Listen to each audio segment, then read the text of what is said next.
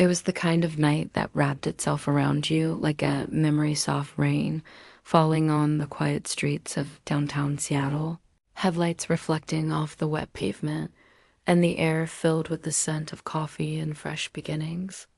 Emma had just left her best friend's engagement party, the kind where everyone looked like they had it all figured out. She didn't. Her heels were in one hand, her long black dress clung to her legs from the rain, and a mix of champagne and emotions swirled in her chest. Her smile had faded hours ago. The truth was, watching someone else say forever made her realize just how lost she felt at 29. With a steady job in graphic design, an apartment that felt too quiet, and a heart that hadn't healed. From a man who left 2 years ago with no goodbye. She wasn't looking for anything, especially not love. She just needed air, space, something real. That's when she saw him. He stood under the awning of a closed coffee shop, his hands in the pockets of a black jacket, a baseball cap turned backward on his head. Liam looked up just as she passed, and their eyes met briefly, but enough to pause time. He gave a small smile, not the kind men give when they're trying to charm you, but one that felt honest. She could have walked on. Should have. But something made her stop.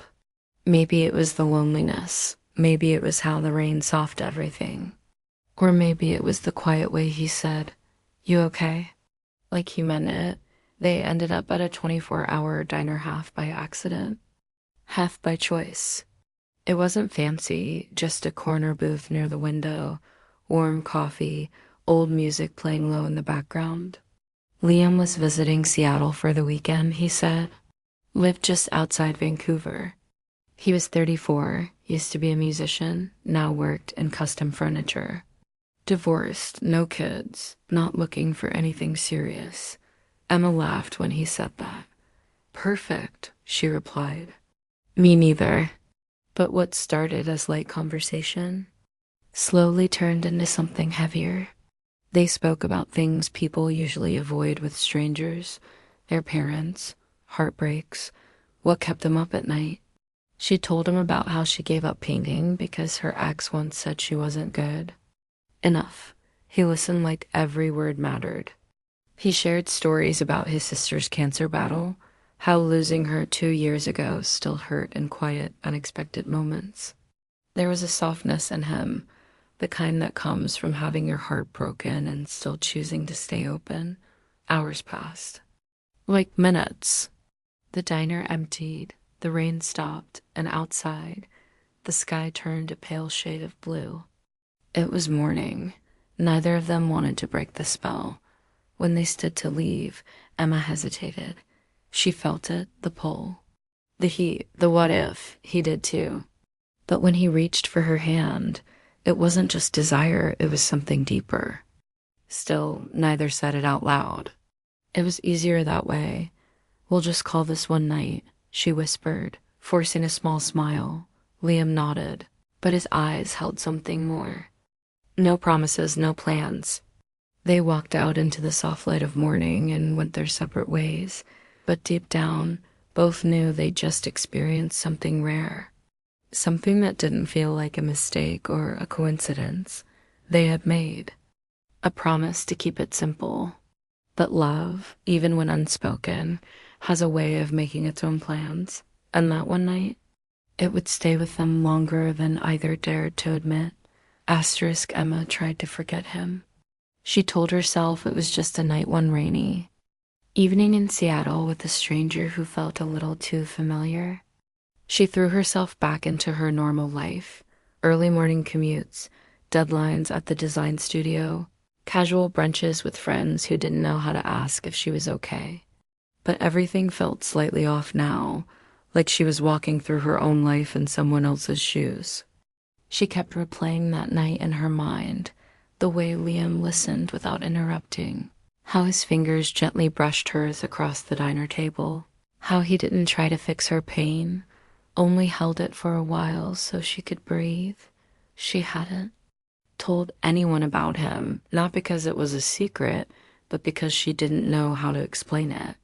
How do you explain a man who saw you without needing to know everything about you? How do you explain a night that left no promises, but somehow lingered in your chest like something you were afraid to want? Back in Vancouver, Liam wasn't doing much better. He had returned to a small cabin just outside the city, a quiet space filled with the smell of cedar wood and old records. Normally it was peaceful, but now the silence felt louder. He'd gotten used to being alone after the divorce. He told himself he liked the stillness, the freedom. But Emma had stirred something in him that hadn't moved in years. He kept. Seeing her sitting across from him in that booth barefoot, tired, beautiful in a way that had nothing to do with makeup or clothes. He remembered the way she laughed, like she hadn't laughed in a long time, and the way her voice cracked when she talked about giving up painting. He could have texted her. He had her number saved under just her first name. A few times he even typed something, then deleted it. He didn't know what scared him more, hearing from her or not hearing anything back. 2 months passed. Neither of them reached out, both thinking of the other more than they admitted. Then fate or something close to it intervened. Emma was chosen to show her work in a cross-border art exhibition in Vancouver. She hadn't painted in years before that night with Liam, but after, something opened inside her. She stayed up late most nights, working with colors that reminded her of rain, of laughter in a booth, of feeling seen. One piece in particular stood out, a quiet painting in muted blues and soft golds. She titled it, "The Night We Forgot Our Names." She didn't expect to see him there. Not really. But the moment she walked into the gallery and saw Liam standing alone in front of her painting still, silent, hands in his pockets like he was bracing himself, her heart stopped. He didn't turn right away, didn't say anything, just looked at the painting like it was telling him something he already knew. Emma stood beside him, barely breathing. "You came," she said softly. He finally looked at her, and his voice was low, honest. "I didn't know it was yours. But when I saw it, I knew." And just like that, everything they tried to leave behind came rushing back. The silence between them wasn't awkward, it was full. Full of what ifs, of could we's, of maybe dash this dash ice, in single quotes T dash over dot. They went for coffee again. This time, no diner, just a quiet cafe near the gallery. They didn't talk about what had happened. They talked about everything else. The weather, music, her painting, his dog. But beneath every word was a current pulling them closer. When she left the cafe, he didn't ask her to stay. She didn't ask him to follow. Still, something had shifted, Dot. It wasn't just one night anymore, Dot. It was something they couldn't name, but they both knew it had already changed them. They didn't rush back into each other's lives. After that unexpected meeting at the gallery, Emma returned to Seattle with a head full of questions and a heart she couldn't quiet. She kept telling herself it was just a coincidence, that seeing Liam again didn't have to mean anything, but deep down she knew it did. The way he had stood in front of her painting like it was something sacred, how their eyes met without needing words. It felt like fate was tugging at a string neither of them had the strength to cut. Back home, everything felt different again. The city buzzed like it always did. Her friends kept her company, her job paid the bills, but something was missing. She started waking up in the middle of the night, reaching for her sketchbook instead of sleep. Her hands painted what her heart couldn't say, half-finished faces, quiet embraces, and soft light falling on 2 coffee mugs. She dated a little, tried to meet new people, but no one stayed. No one felt like Liam, and that was the part that scared her most. How someone she only really spent a few hours with had become the standard she held others against. Liam felt the same pull in Vancouver. He tried to act like he hadn't seen her, like that second meeting was just a moment, not a message. But his days felt slower, his nights longer. He started working with his hands, more building furniture pieces that he didn't even try to sell. They were too personal, too emotional.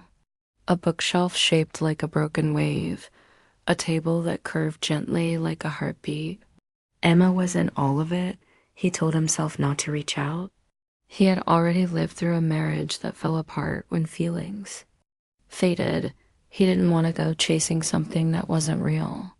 But the memory of her barefoot, paint on her hands, eyes soft and unsure, kept following him around like a quiet song he couldn't turn off. He thought of calling her more than once. He even saved a voice memo on his phone, something raw and honest. He never sent it. Then, one Saturday afternoon, Emma showed up in Vancouver again. She had an art talk at the gallery, but truthfully, she just wanted to see if she might run into him. She didn't expect to find Liam standing outside the cafe. They had gone to last time, a cup of coffee in one hand and that same calm, stormy look in his eyes. This time, he spoke first. "I was hoping I'd see you again."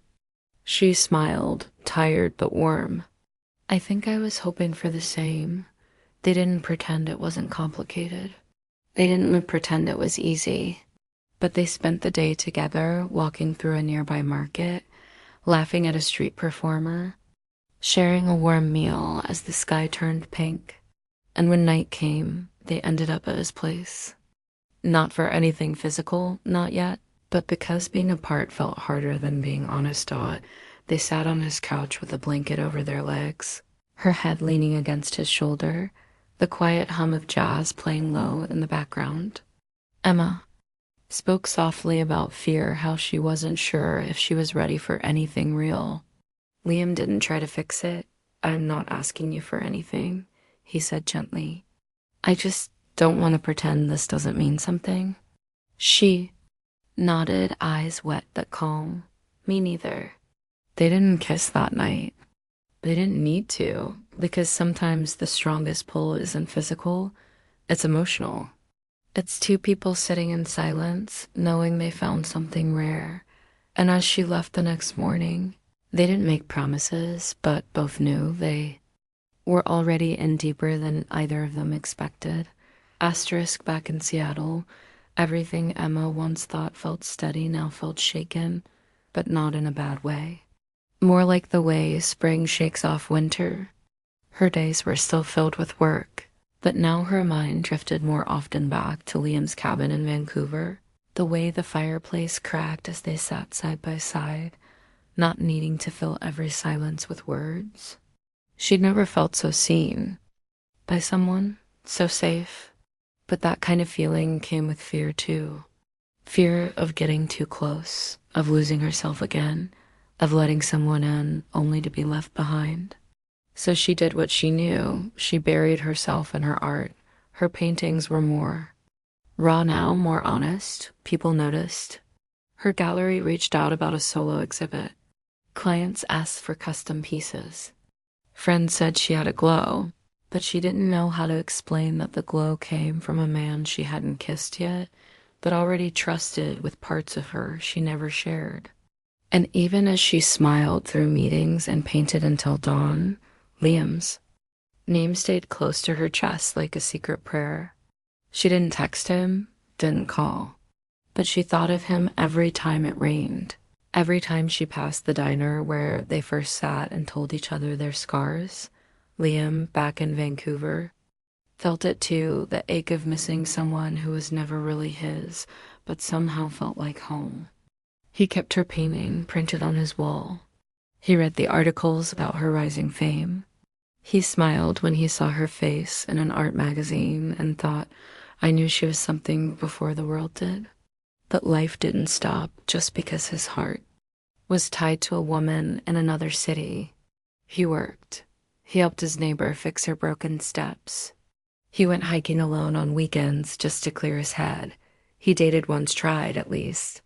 But halfway through dinner, he realized he wasn't comparing her to Emma. He just couldn't see anyone else anymore. And that terrified him, because it meant what they shared wasn't fading, it was growing. Quietly, deeply, the way roots do in the dark. Then one morning, Emma opened her apartment door to a small package. No return name. Just Vancouver on the shipping label. Inside was a plain CD and a short note in Liam's handwriting. You changed me. And I'm not afraid anymore. That was it. No begging. No pressure. Just the kind of truth you send when you're ready to let your heart speak. She sat on the floor and listened. The song was a slow, aching melody, his voice rough, honest, singing words that felt like pages from her own diary. It spoke of one night, of missing someone's laugh, of feeling alive in their presence, and lost without them. She cried, not because she was sad, but because for the first time in years, she felt truly wanted. Without conditions, she packed a small bag the next morning and drove north through the rain-soaked highway toward Vancouver. No makeup, no plan. Just the feeling that she couldn't let fear make her miss this. When Liam opened the door, he didn't speak right away. He just looked at her like she was the answer to every question he'd stopped asking.